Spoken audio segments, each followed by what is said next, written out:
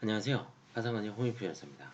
오늘은 이제 보험 상계에 대해서 좀 어렵게 생각하시는 분들이 있어서, 물론 저도 어렵습니다만, 한번 아주 쉽게 제가 한번 고안한 거에 대해서 한번 생각을 해봤습니다. 자, 왼손을 한번 들어봅시다. 오른손. 왼손은 해약 환급금이라고 생각을 하세요. 해약 환급금 및 그 해약 환급금에 기한 대출. 자, 이제 이 보험이 상계가 되는 건 신용대출 때문에 그래요. 이 오른쪽은 보험회사의 신용대출입니다. 자, 신용대출이 없는 분들은 어떻습니까? 우리가 보험을 들어놔요. 꾸준하게 들다가 어떻습니까? 그 돈이 부족할 때 대출을 받죠. 자, 대출을 받을 때 어떻습니까? 100% 대출을 해주나요? 뭐 70%, 80%, 그쵸? 그때는 뭐냐면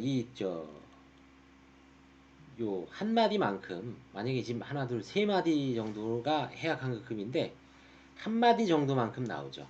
한 마디 정도만 나옵니다. 그래서 이 한 마디를 미리 주는 거에 불과해요. 그래서 나중에 보험금이 발생했을 때는 이게 사실 뭐 한 수십 마디가 나오죠. 그때 미리 대출액 한 마디를 떼고, 만약에 이게 열 마디다. 한 마디를 떼고 아홉 마디를 지급을 하는 겁니다. 실제. 그러니까 이거는 대출이 아니죠. 미리 약관 대출금은 대출이 아닙니다. 실제로 선급금입니다. 한마디를 떼어주고 나중에 보험이 불었을 때 아니면 사고가 났을 때 그 한마디만 띄고 채무자한테 돌려주는 겁니다. 이게 해약 환급금입니다. 대출금. 자, 근데 이렇게 해약 환급금만 있는 게 아니라 이 해약 환급금에 기해서 이제 이거는 해약 환급금은 내가 보험회사한테 받을 거죠. 근데 이제 보험회사가 또 다시 대출을 해줍니다. 신용대출을 해줍니다. 이게 이제 충돌이 있는 겁니다. 신용대출.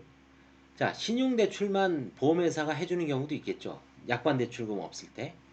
삼성생명 뭐 이런 경우도 극단적으로 있을 수도 있지만 신용대출만 남는 경우는 뭐 거의 없죠. 그렇지만 이때는 보험회사도 순수하게 대출기간에 불과합니다. 근데 대부분 자기네 회사에 어떤 약관대출금도 있고 신용대출금이 있습니다. 약관대출금이 뭐 약관 해약 환급금이 1,000만 원이다. 보험 신용대출 2, 3천만 원 해주는 경우도 있습니다. 이때 이제 어떤 게 상계가 문제가 되냐면 해약 환급금이 1,000만 원 있는데 신용대출이 2천만 원 있으니까 자기네가 2천만 원 받을 게 있고 1,000만 원 줄 게 있으니까 2천만 원, 1,000만 원을 까자. 그래서 1,000만 원을 까야 된다는 게 이제 상계를 주장하는 겁니다. 보험. 자, 근데 상계라는 거는, 자, 제가 이제 이렇게 가렸죠. 보험 계약을 해지 안 할 때는 보험 그 상계를 할 수가 없습니다.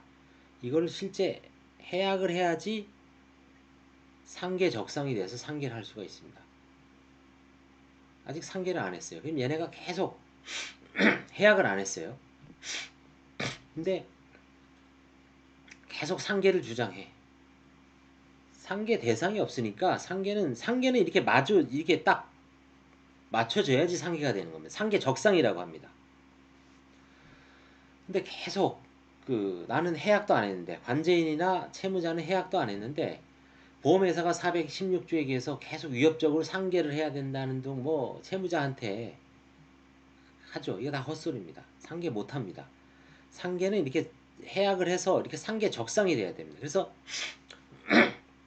관제인이 수백만 원 환가 포기하는 경우 있죠. 해약을 안 한 상태에서. 근데 보험회사는 어떻게 됩니까?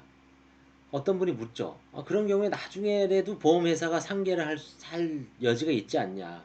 절대 없습니다. 왜? 이 채무는 어떻게 됩니까? 면책이 돼서 날아가죠. 자, 면책이 돼서 날아갔어요. 그럼 제 손이 있습니까? 없습니까? 상계 적상이 안 생겼죠. 해약환급금. 그 다음에 이 보험회사의 신용채권은 면책으로 날아갔잖아요. 자, 그러면 나중에 보험사고가 발생해서 보험사고가 발생해서 그 포기한 해약 환급금을 타 먹거나 아니면 보험 사고가 발생해서 했을 때 상계 여부는 문제가 안 되죠. 왜? 나는 보험회사로부터 돈만 받기만 하면 됩니다.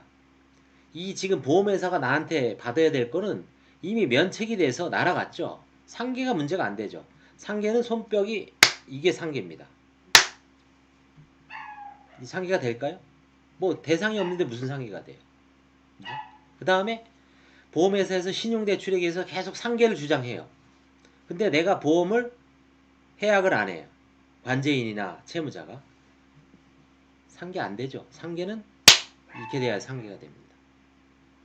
좀 쉽게 이해가 됐나요? 결론은? 결론은 보험 해약환급금에 대해서 해지를 안 하고 상계 적상이라는 게 이렇게 상계를 현실화하는 겁니다. 그 전에 이렇게 수면에서 잠자고 있는 거죠. 보험 관제인이 제가 옛날에 삼성생명한테 졌어요. 상계 어떤 아주머니인데 1,000만 원 있어요. 근데 저는 아니 1,000만 원이 아니라 그 한 400만 원 정도의 신용 대출이 있어요. 근데 보험을 해약을 해놨더니 한 400 정도가 돼요. 이거 난 상계를 못한다라고 봤는데 판사는 상계했다고 봤어요. 졌죠 결국은.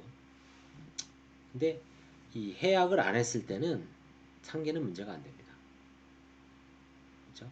그래서 다시 한번 정리하면 신용대출, 보험 해약 환급금.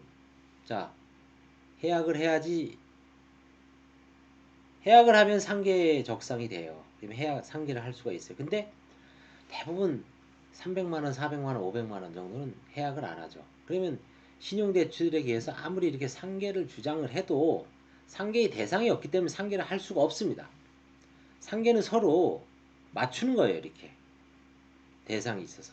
근데 해약을 안 했더니 이게 지금 해약환급금에 기한 이게 안 올라오죠. 그럼 상계를 할 수가 없어요. 공격을 할 수가 없다. 상계는 서로 공격하는 겁니다. 그렇죠? 보험회사가 특히 안 되죠. 그 다음에 그럼 이제 그 사이에 보험회사는 어떻게 됩니까? 신용대출은 면책이 되죠. 면책이 되면 나가리가 되죠. 나중에 내가 해약환급금을 받았어요. 돈 받을 수 있죠. 보험회사부터. 보험회사가 이때 상계를 할 수 있냐라고 어떤 분이 계속 지금 뭐 묻는데 이건 면책됐잖아요. 상계 못하죠. 보험회사. 상계 채권이 없는데 무슨 상계래요. 나는 보험회사부터 돈을 타먹을 수가 있어요. 나중에. 여기까지 하겠습니다. 이해되실 줄 알겠습니다. 감사합니다.